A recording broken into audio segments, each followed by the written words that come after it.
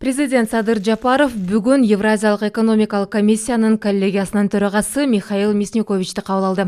Тараптар Евразиялық экономикалық биримдиктин алкагындагы биргелешкен ишмердүүлүктүн актуалдуу маселелерин, келерки жылы Кыргызстан биримдиктин органдарында төрагалык кылаарын эске алуу менен Евразиялык мейкиндиктеги интеграцияны кеңейтүү жана тереңдетүү маселелери боюнча пикир алышты. Бүгүн биздин алдыбызда пандемияга чейинки өсүү ыргагына кайтуу жана экономикалык көрсөткүчтөрдүн мындан аркы интенсивдүү өнүгүүсүн камсыздоо тапшырмасы турат. Пандемиянын кесепеттери кирешелердин төмөндөсү, жумушсуздук, ошондой эле биримдикке мүчө мамлекеттердин экономикаларынын ортосундагы ажырымдын чоңоюусу болду. Бул өңүттөн алганда биз биримдиктин интеграциялык дараметин жана ар бир мүчө мамлекеттердин атаандаштыктагы артыкчылыктардын экономикаларыбызды чыңдоо жана алардын шайкеш өнүгүүсү менен жакындоосун камсыз кылуу максатында интеграциябыздын туруктуу өнүгүүсү үчүн толук кандуу пайдаланышыбыз керек деп белгиледи мамлекет башчысы. Садыр Жапаров Кыргызстандын 2022 жылы ИАЭПте боло турган төрагалыгынын алкагында кыргыз тарап комиссиянын бардык сунуштарын карап жана талдап чыгууга даярдыгын белгиледи.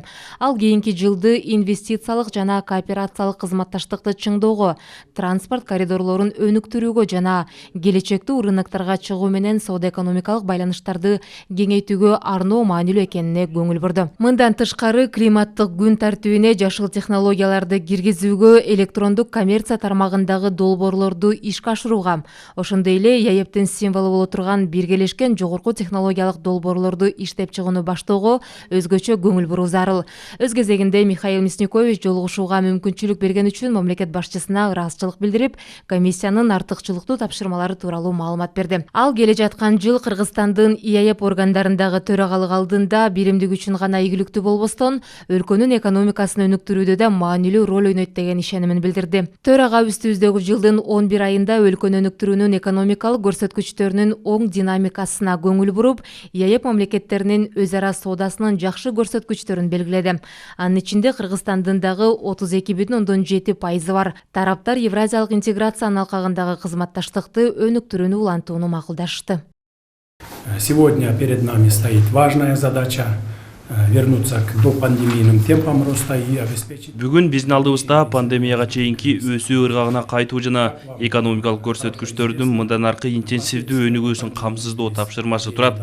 Пандемиянын кесепеттери кирешелердин төмөндөсү, жумушсуздук, ошондой эле биримдикке мүчө мамлекеттердин экономикаларынын ортосундагы ажырымдын чоңоюусу болду. Бул өңүттөн алганда биз биримдиктин интеграциялык дараметин жана ар бир мүчө мамлекеттердин атаандаштыктагы артыкчылыктарын экономикаларыбызды чыңдоо жана алардын шайкеш өнүгүүсү менен жакындоосун камсыз кылуу максатында интеграциябыздын туруктуу өнүгүүсү үчүн толук кандуу пайдаланышыбыз керек.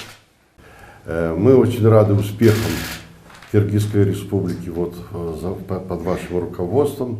Сиздин башкарууңуз алдында Кыргызстандын ички дүң продукциясы 11 айда 103,4%га өстү. Бул абдан жакшы көрсөткүч. Өндүрүш 4,5%га кошулду. Айыл чарбазыктарын, сүт, этти өндүрүү көбөйдү. Транспорт 15%га кошулду. Өткөн жылга салыштырганда бюджеттин кирешеси 103,6%га өскөнү кубандырат. Бюджетте чыгашага караганда кирешенин көлөмү көбөйгөнү экономикада туруктуу өнүгүүдөн кабар берет. Ошондуктан биз сиздердин өлкөдө сиздин башкарууңуз алдында ийгиликтердин болуп жатканына кубанычтабыз.